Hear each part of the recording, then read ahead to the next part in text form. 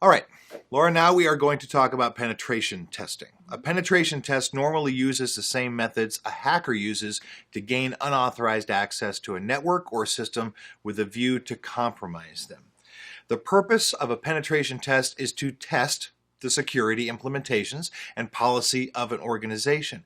The goal of this testing is to see if the organization has implemented security measures as specified in the security policy. That's correct. And a hacker whose intent is to gain unauthorized access to an organization's network is different from a professional penetration tester. The professional tester does not have malicious intent and uses his or her skills to improve an organization's network security without causing a loss of service or disruption to the business. The only difference between true hacking and pen testing is permission. It is critical that a person performing a penetration test get written consent to perform the test. And then when you get that consent, you can wear the white hat. Correct. So let's elaborate further on penetration testing. We're going to start with the types of penetration testing that are out there. External penetration testing is the conventional approach to penetration testing.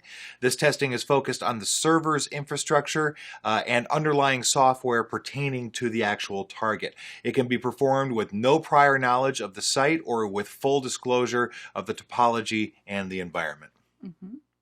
Now, internal testing makes use of similar methods as the external testing and is considered to be a more versatile view of the security. Testing will be performed from several network access points, including both logical and physical segments. It is important to note that penetration testing only gives a snapshot of the security posture of an organization at any given point in time. Internal testing will be performed from a number of network access points, representing each logical and physical segment. All right.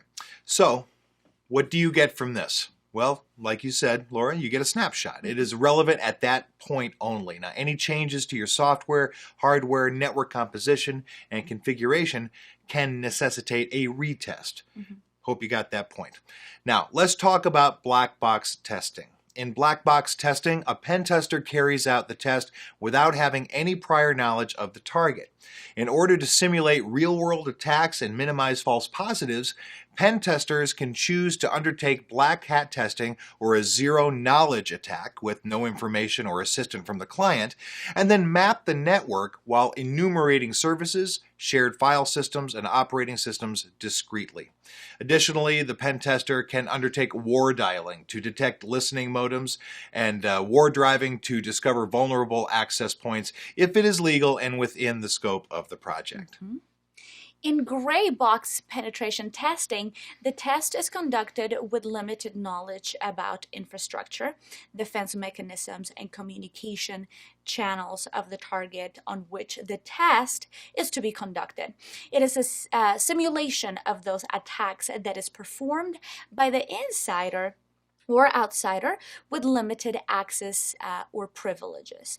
In this case, organizations would prefer to provide the pen testers with partial knowledge or information that hackers could find, such as a domain name server. It can save the organization time and expense. In gray box testing, pen testers may also interact with system and network administrators. All right, so we talked about black box, we talked about gray box. It is now time to talk about white box testing. It's the other extreme of pen testing. In white box penetration testing, the test is conducted with full knowledge of infrastructure, defense mechanisms, and communication channels of the target on which the test is being conducted. Now, this test simulates the insider attacker who has full privileges, maybe somebody who works within the organization, unlimited access to that target system. Yes. And we have explained about types of pen tests.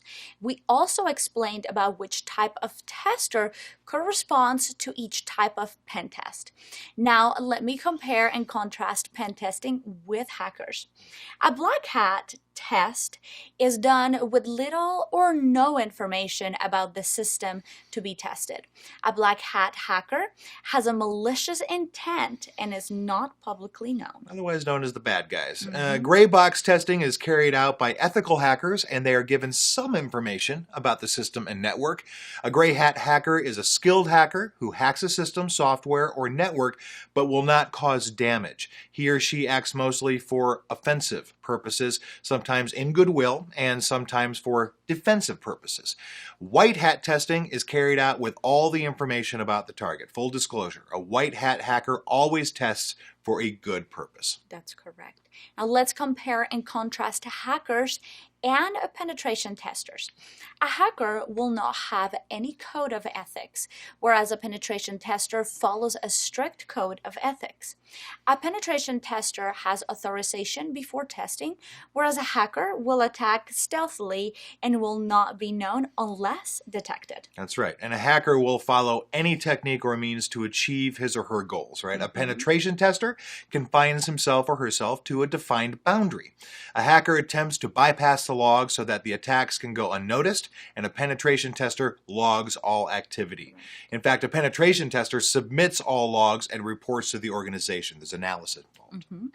A hacker works to exploit the vulnerabilities, whereas a penetration tester tries to identify the vulnerabilities to get them fixed. Just to summarize, a hacker is a bad guy working for his own benefit, and a penetration tester is a good guy working for the benefit of the organization. Right. So we have covered the basics of penetration testing and pen testers. Now it's time for a brief explanation of penetration testing methodology. The methodology has the following steps. You ready? Footprinting, scanning, enumeration, and penetration. We will explain each and every one of these. Right. Footprinting is the process of creating a blueprint or a map of an organization's network and systems.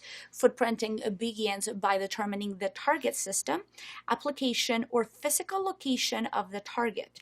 Specific information about the organization is gathered using non-intrusive methods. The information the hacker is looking for during the footprinting phase is anything that gives clues as to the network architecture, server, application types where valuable data is stored.